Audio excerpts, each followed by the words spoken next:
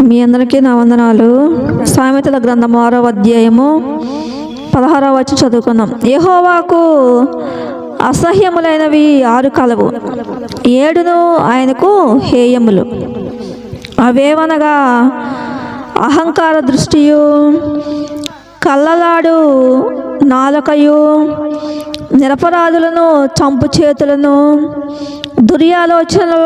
దుర్యాలోచనలు యోచించు హృదయమును, కీడు చేయుటకు త్వరపడి పరిగెత్తు పాదములను, లేని వాటిని పలుకు అబద్ధ సాక్షియు, అన్నదమ్ములలో జగడములు పుట్టించువాడును.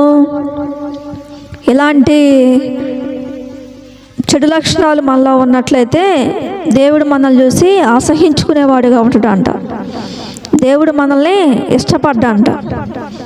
అందుకే దేవుడు అంటాడు, దుర్యాలోచనలు యోచించు హృదయం అంటే ఎదుటివారి గురించి చెడు తలంపులు తలంచటం, చెడు ఆలోచనలు కలిగి ఉండటం, ఇతరులకు కీడు చేయాలని, ఇతరులకు హాని చేయాలని అనే మనసు కలిగి ఉండటం.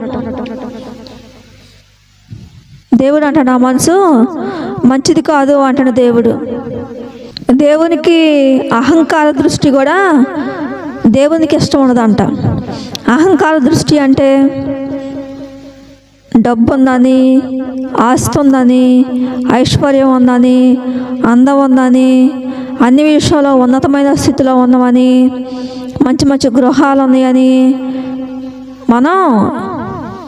మనం హెచ్చించుకొని దేవుడిచ్చిన ఆరోగ్యాన్ని, ఆయుష్ని, పనిచేయడానికి శక్తిని ఇచ్చిండని, మనకి అన్నీ ఇచ్చిండని దేవుడిచ్చిన వాటిని మర్చిపోయి ఎదుటి వారికి వెళ్ళి అహంకారమైన చూపు చూసే వరంగా ఉంటాం. భార్యకి వెళ్ళైనా సరే, భర్తకి వెళ్ళైనా సరే, పిల్లలకి వెళ్ళైనా సరే, అన్నదమ్ములకి వెళ్ళైనా సరే, అక్క చెల్లెలకి వెళ్ళైనా సరే, బంధువులకి వెళ్ళైనా సరే, స్నేహితుడికి వెళ్ళైనా సరే, ఎవరికి వెళ్ళైనా మనం అహంకారంతో చూసేవారంగా ఉంటాం. అలా చూసేవారంగా ఉంటే దానినే అహంకార దృష్టి అంటున్న దేవుడు. అలాంటి మనసు కలిగి ఉండేవారంగా ఉంటే దేవుడు మనల్ని చూసి అసహించుకుంటున్నాడంట. ఆ మనసు దేవునికి ఇష్టం ఉండదంట.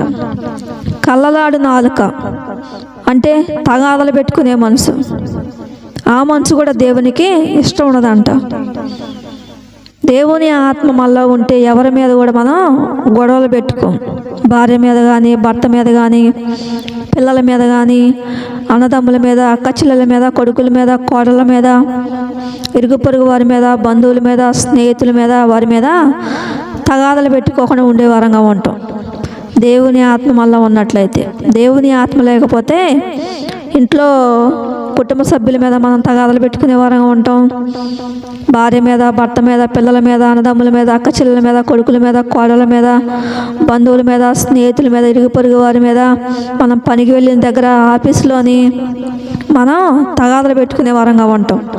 కారణం లేకుండా తగాదలు పెట్టుకునే వారంగా ఉంటాం. దేవుడు అంటాడు ఆ మనసు దేవునికి అసహ్యం అంట. ఆ మనసు దేవునికి అసహ్యం అంట. ఆ మనసు అంటే దేవునికి ఇష్టం ఉండదంట. అందుకే అలాంటి ప్రవర్తన మనలో ఉంటే మనం మార్చుకోవాలి అని చెప్తున్న దేవుడు. అహంకార చూపులు మనలో ఉన్నా కానీ, తగాదలు పెట్టుకునే మనసు మనలో ఉన్నా కానీ ఆ మనసు మార్చుకోవాలంట. అప్పుడు దేవుడు మనల్ని చూసి ఇష్టపడేవాడుగా ఉంటాడు. నిరపరాధులను చంపు చేతులు. నిరపరాధులను చంపు చేతులు అంటే మనుషుల్ని చంపేవారుగా ఉంటారు. మనుషుల మీద కక్షలు పెట్టుకొని, పగల పెట్టుకొని, ద్వేషాలు పెట్టుకొని, కోపాలు పెట్టుకొని మనుషుల్ని కారణం లేకుండా చంపేవారుగా ఉంటారు. ఏ పాపం చేయకపోయినా, పరిశుద్ధంగా బ్రతికినా కానీ, నీతిగా బ్రతికినా కానీ, ఎవరి జోలికి పోకుండా ఉన్నా కానీ వారిని చంపటానికి ప్రయత్నించేవారుగా ఉంటారు. అలాంటి మనసు అంటే దేవునికి అసహ్యం వేస్తుందంట.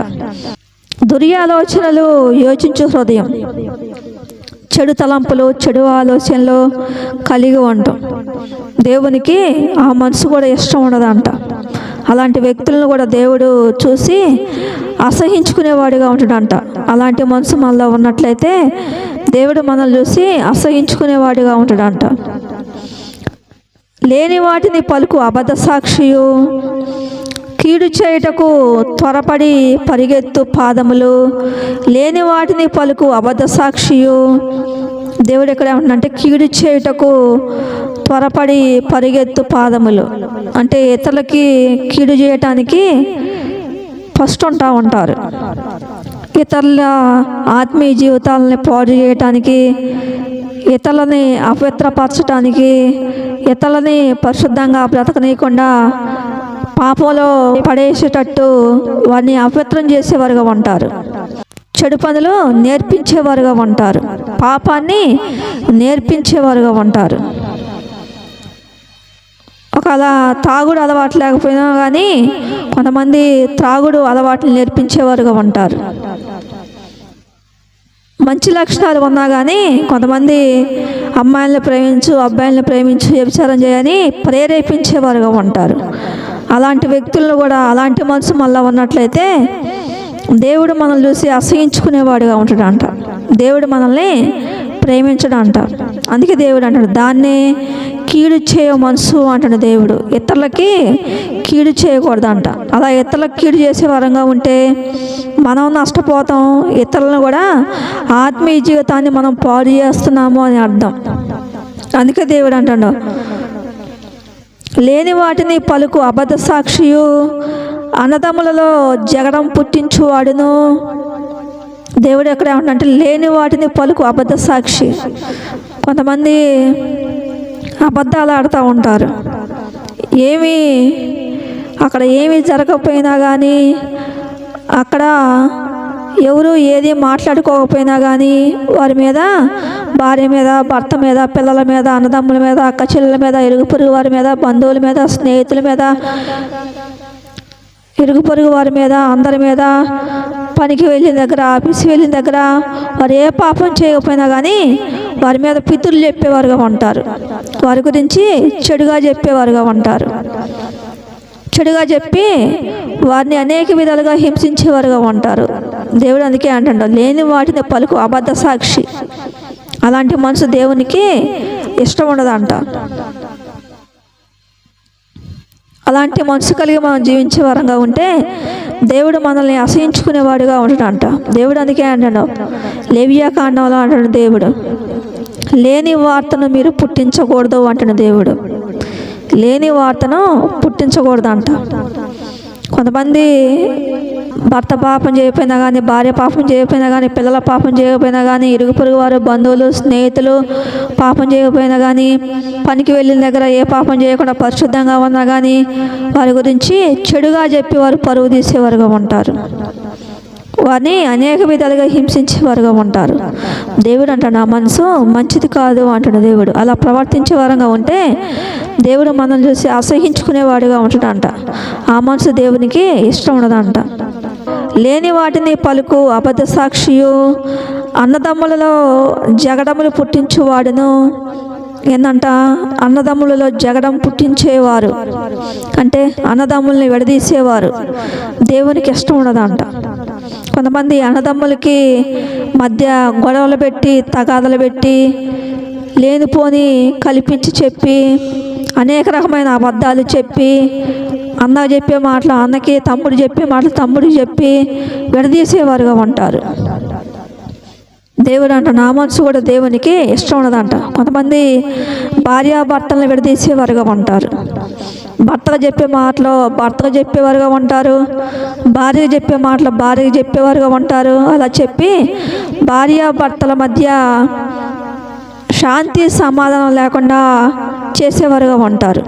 భార్యాభర్తలు కొట్టుకునేటట్టు, తిట్టుకునేటట్టు, ఒకరినొకరు చంపుకునేటట్టు చేసేవారుగా ఉంటారు. కొంతమంది భార్యాభర్తలను విడదీసేవారుగా ఉంటారు. దేవుడు అంటాడు అలాంటి వారిని కూడా దేవుడు ఇష్టపడ్డంట. అలాంటి వారిని చూస్తే దేవుడు అసహించుకునేవాడిగా ఉంటాడంట. భార్యాభర్తలను విడదీసేవారిని, అన్నదమ్ములను విడదీసేవారిని, తల్లిదండ్రుల మధ్య పిల్లలకు గొడవలు పెట్టి పిల్లల్ని విడదీసేవారిని, అక్కా చెల్లెలను విడదీసేవారిని, అత్తాకోడలను విడదీసేవారిని, కొడుకుల్ని కోడల్ని విడదీసేవారిని దేవుడు వారిని చూసి ఇష్టపడ్డంట. అలాంటి మనసు కలిగి ఉండే వారంగా ఉంటే దేవుడు మనల్ని చూసి అసగించుకునేవాడుగా ఉంటాడంట. దేవుడు అందుకే అంటాడు, అన్నదమ్ములలోని జగడములు పుట్టించువాడును. అంటే గొడవలు పెట్టుకునేటట్టు చేస్తారంట. భార్యాభర్తలు కానీ పిల్లలు కానీ వారి మధ్య కుటుంబంలోని సమాధానం లేకుండా ఆనందం లేకుండా విడదీసేవారుగా ఉంటారంట. కొట్టుకునేటట్టు చంపుకునేటట్టు చేస్తారంట. దేవుడు అంటాడు, నా మనసు మంచిది కాదు అంటాడు దేవుడు. అలా ప్రవర్తించే వారంగా ఉంటే దేవుడు మనల్ని చూసి అసహించుకునేవాడిగా ఉంటాడంట. అందుకే దేవుడు అంటాడు, ఇలాంటి 7 లక్షణాలు మనలో ఉన్నట్లయితే మనం మారు మనసు పొందుకునే వారంగా ఉండాలంట. అప్పుడు దేవుడు మనల్ని ప్రేమించేవాడిగా ఉంటాడంట. సామెతల గ్రంథం 6వ అధ్యాయము 17వ వచనం చదువుకుందాం. యెహోవాకు అసహ్యములైనవి 6 కలవు, 7 ఆయనకు హేయములు. అవేమనగా అహంకార దృష్టియు, కళ్ళలాడు నాలుకయు, నిరపరాధులను చంపు చేతులను, దుర్యాలోచనలు యోచించు హృదయమును, కీడు చేయటకు త్వరపడి పరిగెత్తు పాదములను, లేని వాటిని పలుకు అబద్ధ సాక్షియు, అన్నదమ్ములలో జగడం పుట్టించువాడును. యెహోవాకు 7 ఆయనకు హేయములు, యెహోవాకు అసహ్యములు. ఏంటంట ఇవన్నీ ఇలాంటి మనసులు కలిగి ఉండే వారంగా ఉంటే ఆ మనసును చూసి దేవుడు అసహించుకుంటాడంట. అందుకే మనం భార్యాభర్తలను విడదీసే మాటలు మనం చెప్పకూడదు. పిల్లల్లో కొంతమంది కుటుంబ సభ్యుల మధ్య సంతోషంగా హ్యాపీగా ఉండకుండా పిల్లల్ని తల్లిదండ్రులకు విడదీసేవారుగా ఉంటారు. భార్యాభర్తలను విడదీసేవారుగా ఉంటారు. అన్నదమ్ములను విడదీసేవారుగా ఉంటారు. అక్క చెల్లెలను విడదీసేవారుగా ఉంటారు. తల్లిదండ్రులు పిల్లలను విడదీసేవారుగా ఉంటారు. రకరకాలుగా ఇరుగు పొరుగు వారి మధ్య రకరకాల గొడవలు పెట్టి విడదీసేవారుగా ఉంటారు. దేవుడు అంటాడు, నా మనసు మంచిది కాదు అంటాడు దేవుడు. అలాంటి వ్యక్తులను చూస్తే ఆ దేవునికి అసహ్యం వేసిద్దంట. అందుకే మనలో అలాంటి చెడు లక్షణాలు ఉన్నట్లయితే మనం మార్చుకునే వారంగా ఉండాలి అని చెప్పిన దేవుడు. దేవుడి కొద్ది మాటలు దీవించును గాక. ఆమేన్.